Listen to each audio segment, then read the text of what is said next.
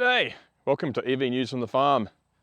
Today, first let's check what's happening on our wildlife highway cam right here. It's been quite busy I see, which is good. Still no wombats though. Anyway, where were we? EV News, that's it. Let's see if this news can get this Mr. Wombat friend out of the hole. If you're still in there. You home? Looks recently dug, can't see any. Magpies agree. So yes, what's happening? Ford e-Transit coming to Australia, the game changer they call it for tradies and fleet managers. The new e-Transit Custom and Custom PHEV arriving in Q3 2025. So basically it's 4 electrified models. You have the plug-in hybrid, whatever. The all-electric long and short wheelbase to get serious work done with zero tail emissions. If you're a tradie or you're a courier driver, it's more about getting work done without paying a fortune for fuel. That's the key to it. No tailpipe emissions, that's a great side benefit as well. Less maintenance, because as a courier driver, when I was driving courier, doing 1,000 kilometres a week, 200 k's a day, remember the range isn't that critical as a courier driver or a professional driver. Maintenance was the expensive thing. Servicing once every few weeks, that wasn't fun. But anyway, yes, what does it come with? 64 kilowatt hour battery, 160 kilowatt motor, not powerful, 400 newton meters of torque, so probably up there with most diesels, which is good. 307 k's of range, pretty good. That would do most work for most courier drivers in a city urban environment. Not too bad. 2.3 tonnes brake towing, 6 metre load volume, 6 metre squared load volume, sorry. 1,206 kilo payload. That's an important one. A lot of vans up there only have 1,000 kilos, but anything over 1,000 kilos do quite well, because then you can usually get a full pallet in there or an IBC or something similar like that, and get a good load of work done, which is quite good. Still no wombats yet. Oh yeah, Polestar. Now offering battery testing services for people looking to buy a second-hand Polestar. But to be fair, battery degradation really is an issue, well to me anyway. I mean, our Tesla's 5, 6 years old now. I'm approaching 15 years old, I think probably 16 years old this year. Battery degradation, about 30%. Does it worry me? No. I know it's got about 70 k's of range, and that's what I use it for, and it's fine. The Polestar deal is only available in the UK. I'm hoping it comes to Australia, so maybe get on social media and ring up Polestar if you've got one and ask them if they do it in Australia. Encourage them to do it here. Because more second-hand EVs means more affordable EVs and less emissions, which is even good. But basically what they're showing you is the battery as a percentage of its overall health. Nissan Leaf already does this. It already has a battery health meter, which is pretty good. Helps a lot when you come to buying second-hand Nissan Leaf. That's when you think about that. So basically it's open the first pre-owned showroom cars experience low certified battery health check. You get over the updates and sleek Swedish design. Let's go for a walk over to the gate to the paddock of the Black Stump. And this one's a bit close to my heart, Japanese K cars. As you know, I've got Mitsubishi Amiv, which is a K class spec car. They have size limitations, they have power output limitations. Hence they are essentially TARDISes because they're designed to have maximum space in a set footprint, which is fantastic. 43 kilowatt maximum output. No limits on torque though. That's why the Amiv is actually quite surprisingly sprightly little car. Because although it has 43 kilowatts of maximum output, it still has 250 newton meters of torque for a tiny little car. But yes, BYD are now attacking the Japanese K-Class market with their new offering called the Dolphin and the Seagull. It's basically going to be targeting the Nissan Sakura and the Mitsubishi EKX, both of which will not come to Australia simply because our ADRs don't allow them. And Mitsubishi and Nissan are pushing our government to change the ADRs to allow these smaller class cars into Australia, which I think will be good news. Because if you're living in a city, and I did in Paddington for quite some time, K cars are fantastic because they dart in and out of traffic, good turning circles, easy to park, and they're just smaller and they reduce traffic overall. Actually taking a push bike or an e-bike, public transport and walking is probably the best option. But even so, BYD heading for K-Class car. Yeah, check out this paddock. Haven't seen the kangaroos today. Normally they're in there. I spend all the daytime hours in there, and then during the evening I jump all over here, and then they come over here, and then jump over here, and roam around here, and poop everywhere. MG is going the full luxe, the full luxury IM5 and the IM6.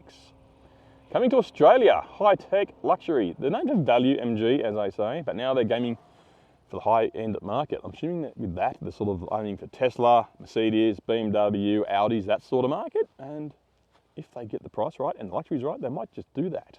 So what they're doing is the Intelligence Motion Banner, they're calling it, the IM. It can be 5 meters long. So that's a tank. 0 to 100, 2.7 seconds. And that's crazy fast. That's Tesla Plaid level fast. So it's basically not a budget MG. The MG Cyberster was the high performance version, so 0.27 in IM series cars. Interesting. Comes with an AI chauffeur, in other words, autopilot, auto park, one touch rollout, and the reverse. So I'm assuming it's like, you just touch a button and it will decide where you go forward or backwards, like Tesla system. Four-wheel steering, has a Mini Cooper-sized turning circle, which is impressive for a car that's 5 meters long. A digital chassis, I don't know what that means. Cars bolted together with pixels, I'm not exactly sure. 20 speakers, leather ambient lighting, soft leather, not hard leather. No one's a hard leather unless you're really into the hard leather. Could be, who knows. It's a luxury car with tech at its core. They'll be arriving in Australia end of 2025. Price, not finalised yet. MG promises it will still be value for money. That remains to be seen. Oh no, somebody ripped out my plant. Oh, speaking of ripping out stuff, NRMA are ripping out their old tritium 50 kilowatt DC fast chargers, you know, the ones that aren't known for being reliable, that's for sure. And they're replacing them with Cinexcel units. The Holbrook charger has already been done. And I think the Wagga Wagga ones have been charged as well. I'm not exactly sure, I'm trying to find it out here. But yeah, Jurgyong, that's the one, not Wagga, close enough. So 16 chargers will be replacing, and basically old tritium units at 14 different locations, and a much needed refresh. I wouldn't call it a refresh, I call it a much needed update to get the bloody things to work. Nothing worse than unreliable chargers. Might take a sip just right here in this erosion gully. We're supposed to get 20 to 30 mils of rain last couple of days. We got about 10 total, which is not much at all. So yeah, definitely needs some rain out here, even though this case of Australia got smashed, which is good, I guess, or bad, depends on your point of view. Speaking of rural dirt roads and washouts, like this, not that you need a four-wheel drive here, but the Mercedes G Wagon is coming to Australia. It will do donuts on a dirt trail without a drop of fuel. We sold a trail bike, sold a Tesla, sold an iMove, sold an Ego lawnmower too, so that's not exactly something to brag about. They call it the Ballerina Spin, 432 kilowatts of power, 0 V8 noise. Still want the raw, ready to plug into the future? I don't know, not really.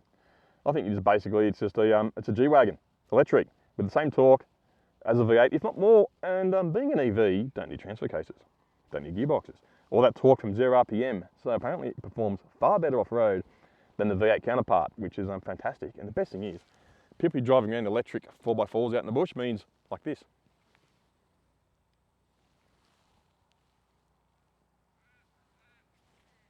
It's quiet, I can hear the wildlife. And lastly, but not leastly, because affordable EVs are now coming to Australia. I've been saying this for a while now, they are coming. People have got to get over this Chinese brand thing. I mean, really, everybody was the same in early 70s and 80s over Japanese cars. Then it was Korean cars, now it's the Chinese cars. They know how to build cars. The West taught them how to build cars, and now they're building them cheap. What do we expect? Now we get some cool stuff, we're getting them cheap, we're getting them affordable. So why not embrace it? So once the playground of expensive European marques, the sub 50k EV market is now dominated by like BYD, Great Wall Motors, Geely, Leap Motor and Chery. They're offering long-range EVs, lower prices than ever before. So basically, starting from $29,990, we have the BYD Dolphin. Quite popular, I've seen a lot of them around. Yes, even out here at Oberon, in rural areas, I've seen dolphins floating around the place. Not like floating around the sky, but on the roads. We don't have much water out here, so not many dolphins in the water. We have the Leap Motor C10, which is an SUV, and the stylish Chery Emoda E5, which is also another SUV. And I think they're coming in for around about the 30 to 40 grand mark as well. Believe it or not, Jeep and Kia also have vehicles now under the 40k mark, which means they're responding to the cheap imports from China, which is good. Competition lowers prices. Who knew, right? So let's try and put together a list of these cars under 40 grand. As you know, BYD Dolphin is good. Also, the BYD Seal comes in at 46,990. That's quite a good car. It's Tesla Model 3 size, decent size sedan. Looks good too. Or the premium version starts 52, so that's outside of that price range, don't count that. But the 46,990 for the base spec is actually not bad. Also, we have, again, the BYD Atto 3 for 39,990. Those are proving popular. I'm seeing those everywhere as well. So, Atto 3s, and I know 2 people living here in Oberon have them as well, so that's even better news. So let's see, EVs aren't just city cars, proving to be quite useful in rural areas too, where you've got longer drives, and you can make fuel at home for free. I think even the top spec Atto 3 is now coming in at 44,990, which is actually pretty good. So obviously got BYD. We've got Cherry. Cherry got the Emoda B5. Starts at 42,990. And one grade up comes in the the E5 EX comes in at 45,990. So again, you got Cherry options. Both SUVs. Average power output of 150 kilowatts, 60 kilowatt hour batteries, range is about 350 kilometers. Not too bad, but you're getting an SUV for under 50 grand, so can't argue with that. Now we've got Geely, the EX5 comes in at 40,990. The Inspire comes in 44,990. 420 k's of range based on WLTP, so cut that down to about 350 real world. Not too bad, they seem to be pretty popular as well. I've seen a few on the road. Next up, Great Wall Motors has the Aura. It used to be called the Aura Cat. I think we should still call it the Aura Cat because I like it. The Aura GT comes in at 46,990, so all models of Aura under that are coming in under 46,990.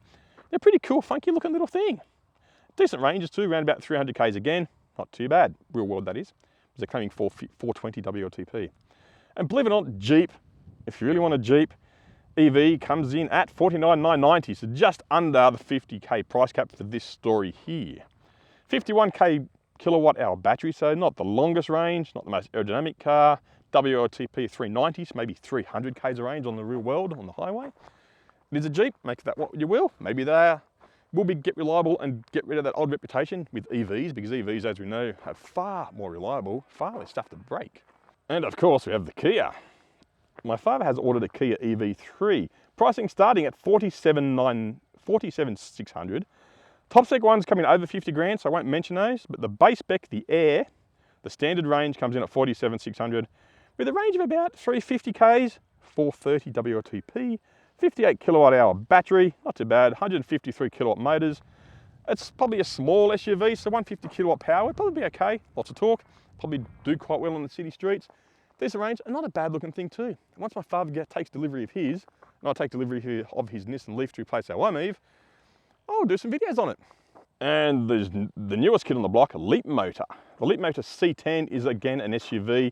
I've seen them at the fully charged show, quite nice, coming in at 45,880 for the Style Edition. And there's premium costing, and the premium counterpart comes in at 49,888 on road cost. 49,888. That's Chinese pricing for you, because 888 is a very lucky number for the Chinese. Powered by 160 kilowatt electric motor, 69.9 kilowatt hour battery, it's a decent range. WLTP, again, 420, real world, make it 350. So it's a Leap Motor. Pretty bland looking, just looks like a standard SUV to me, but for the price point, it's an electric SUV with decent range, so check them out if you like that sort of thing. And of course we have MG. An MG4 comes in at 37,990. Actually quite good, that price range. With 7,000 more, you get the Essence, which takes you to 44,990, and both variants have ranges of 400 and 500 k's respectively. Doesn't mention WLTP or real world range, it just says 400 for the, I think, what model is it? The 400 for the Essence, and 500 k's for the, 500 k's for the Essence, which is a 64 kilowatt hour battery, and the Excite for 37,990 gets you 400 k's of range. Again, 37k for 400k range EV is pretty good. So that's it for the list I got at the moment for EVs under 50 grand available in Australia right now. So considering the average price of the car sold in Australia is around about 50 grand, it sort of kills the argument that EVs are unaffordable, because they are now affordable. Like I said earlier, if you don't want to pay the 50k for a brand new one, go for second hand. I mean, I've got a 16-year-old iMove, I've got a 6-year-old Tesla Model 3, I'm going to buy a 5-year-old Nissan Leaf. All my EVs are well and truly second hand, and there's nothing wrong with them. They're still doing their job perfectly well. So thanks for watching. If you got this far, really appreciate it. I hope you're well. I hope you're taking care of yourselves, especially in this current climate, the way the world things are going. But thanks for sticking around. I really appreciate it. And I hope to see you again in the next video very soon. Take care. Bye.